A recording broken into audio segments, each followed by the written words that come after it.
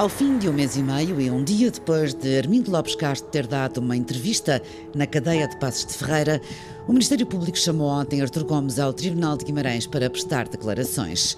Foi finalmente aberto um inquérito relativo à confissão de Artur e ao crime de Odete Castro a 29 de março de 2012, pelo qual já existe um condenado. Artur Gomes, detido preventivamente no estabelecimento prisional de Custóias, não foi notificado para ir ao Tribunal de Guimarães e o advogado garante ao 6 aos 9 que também desconhecia a diligência. A defesa quer que o arguido responda a todos os processos, não só.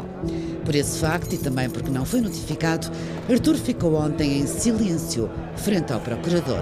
Não voltou a confessar o crime, como tinha feito na noite em que se entregou à GNR.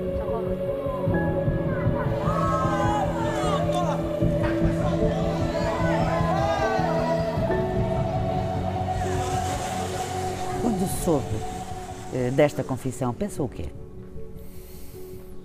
Que era, num primeiro momento, quando me contaram, antes de ver na televisão, pensei que estivessem a brincar. Mas quando vi, sinceramente pensei que era um milagre, porque nunca passou pela cabeça que poderia sair daqui dessa maneira, com aparecer o culpado do crime. Estava à espera de quê? De cumprir pena? De que sair daqui, eu tinha a esperança de sair daqui com o tribunal a dar razão no meu processo, no mínimo com indúbio para o réu. Mas, ou cumprir pena, eram as únicas duas possibilidades que eu via. Nunca pensei que fosse aparecer alguém a assumir o crime. Doutor, fiz assim, a boca do género, e ela desequilibrou-se. E como é que ela cai? E caiu. Põe-me lá a mão na cara. Eu fiz assim, para ela fugir, e ela desequilibrou-se e caiu. Bateu com a cabeça? No chão, aqui no chão. Aqui? Aqui? Aqui? É que ela ficou? Ela ficou mais, não sei se ela estava mais assim, do género, assim. Pensei mesmo tipo, que ela tivesse morta, por isso é que tapei a cara. Por que ela deixou de reagir, então Disse que está ferido. uma senhora de idade, a minha coisa foi matei-a. O Armindo matou a sua tia? Não. E porquê é que está aqui, então? Estou aqui porque, num determinado momento, senti-me apertado, em pânico, psicologicamente, com uma pressão que estava a ser exercida sobre mim e eu achei, na minha burrice ou estupidez, cada um chama o que quiser, achei que a melhor maneira era, para aquilo acabar, era confessar e depois provar que era errado. Muito sinceramente, eu comecei este crime porque queria que aquilo acabasse, queria que a minha mãe fosse embora, queria que o pesadelo que eu estivesse a viver tivesse um fim. E erroneamente pensei que seria confessando, depois apresentando as contraprovas, que iria ser suficiente, mas eu sou provado depois que foi a maior estupidez que eu cometi na minha vida. Mas ao confessar, sabia pormenores do crime. Como é que sabia estes pormenores do crime? Através do interrogatório, eu fui-me apercebendo na minha maneira de ver as perguntas que me foram feitas. O interrogatório foi sugestivo e eu fiquei a ter, se não fosse mais uma ideia, se não fosse de certeza uma ideia de como teria acontecido o crime, ou possivelmente teria acontecido o crime. Mas foi sugestionado de alguma forma pelos agentes da Polícia Judiciária? Foi pressionado para confessar este crime? Na minha opinião, sim, mas isso é a minha opinião. Armindo foi condenado a 20 anos de prisão pelo homicídio da tia. Odete Castro vivia sozinha no edifício da Rotunda em Joano, Famalicão. A 29 de março de 2012, pouco depois das 9 da noite, estava ao telefone com uma amiga e desligou a chamada porque alguém lhe batia à porta. A idosa foi encontrada 13 dias depois por uma vizinha. Odete estava morta, a casa toda remexida. Um mês e meio depois do crime, Armindo Castro, sobrinho da vítima, foi detido pela Polícia Judiciária. A investigação acreditava que desavenças familiares por problemas de partilhas levaram ao crime. A defesa quis anular a reconstituição como meio de prova em tribunal e trabalhou em elementos que colocavam o arguido longe de Joane na noite do crime.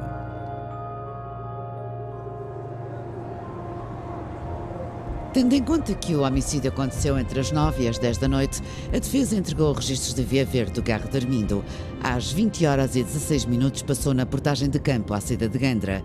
Jantou num restaurante em Irmesinde e voltou às 21h35. Às 23 e 19 minutos passou no pórtico de Custóias e à meia-noite e 40 regressou a campo. De Gandra a Joana, em Famalicão, vão 45 km de distância. Foram também levados a tribunal movimentos de cartão multibanco do estudante. Entre as 22h02 e as 22h04 foi utilizado em 3 transações na caixa do CESPU, o Politécnico de Gandra. A defesa pediu também localização das chamadas do telemóvel de Armindo a horas que considerou cruciais. Aqui um cartão de vítima foi usado pelo homicida naquela noite e manhã seguinte. Primeiro em Joane, às 2h15 e 2h16 da manhã, minutos depois de uma chamada de telemóvel de Armindo ter sido localizada na célula de campo, junto a Gandra. Na manhã seguinte, o cartão do DET foi usado pela última vez em Famalicão. A marcação 3 vezes de um código errado levou à retenção do cartão.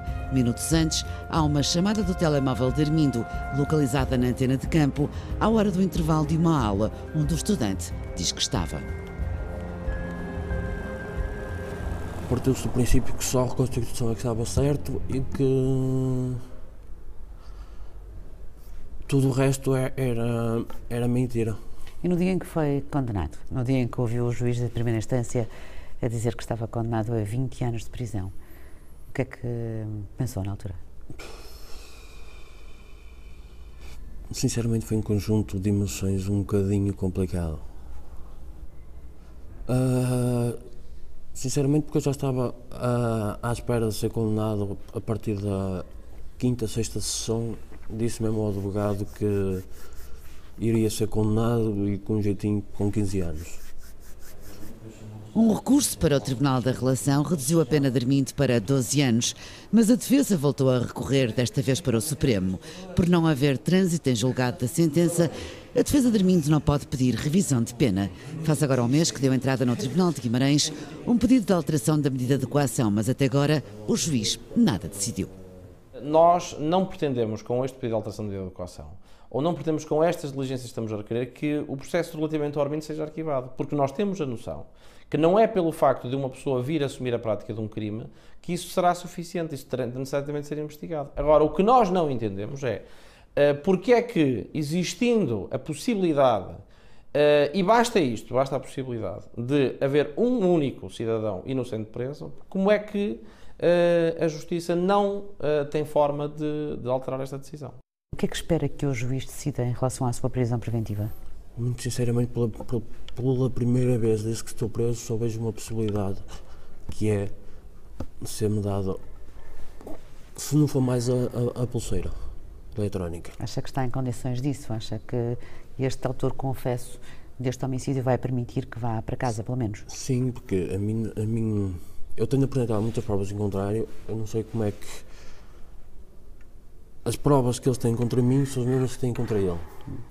Com uma pequena diferença. Eu nunca fiz mal a ninguém. E ele vai confessar outro crime.